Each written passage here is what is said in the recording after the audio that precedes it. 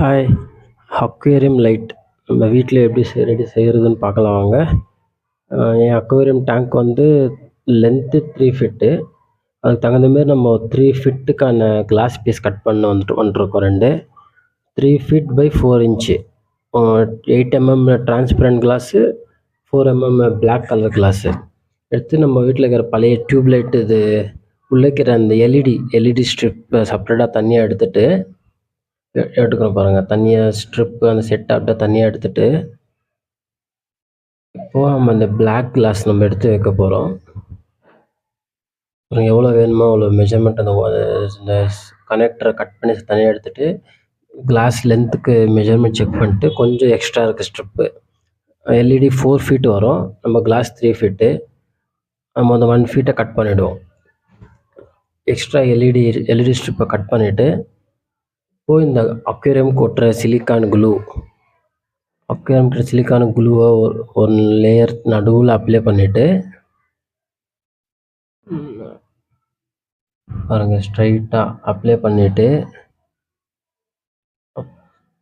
அப்புறம் அதுக்கு மேலே நம்ம மெஷர்மெண்ட் கட் பண்ண அந்த ஸ்ட்ரிப்பை நீட்டாக ஒட்டிடுவோம் முதல்ல நடுவில். அதுக்கப்புறம் இந்த ஸ்ட்ரிப்புக்கு இந்த கனெக்ட் ஆகிக்கிற ஒயருக்கு பிரியாமல் இருக்கிறதுக்கு அங்கே கொஞ்சம் க்ளூவை போட்டு அந்த ஒயரை கொஞ்சம் ஸ்ட்ராங் பண்ணிவிடுவோம், ஷேக் ஆகாத மாரி.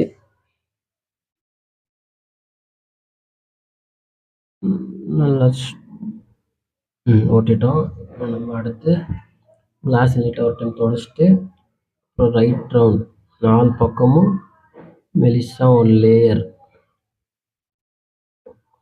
சிலிக்கான் போட்டுட்டு,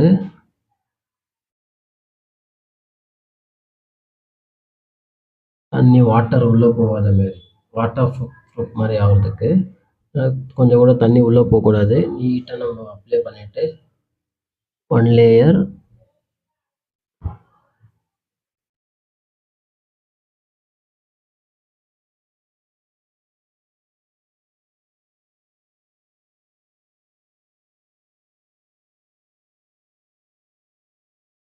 பாருங்க நீட்டாக அப்ளை பண்ணிட்டோமா.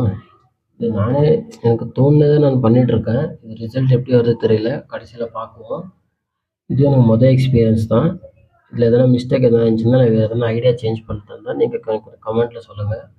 அதுக்கு மேலே ஈக்குவலாக கட் பண்ணி வச்ச 2 கிளாஸ் டிரான்ஸ்பரண்ட் கிளாஸ் எப்படி எடுத்து நீட்டாக வச்சுட்டு, எல்லா பக்கம் லெவலாக இருக்கா ஒரு டைம் செட் பண்ணிவிட்டு, அந்த கம்மு க்ளீனாக செட் ஆகிற மாதிரி செட் பண்ணிவிடுவோம்.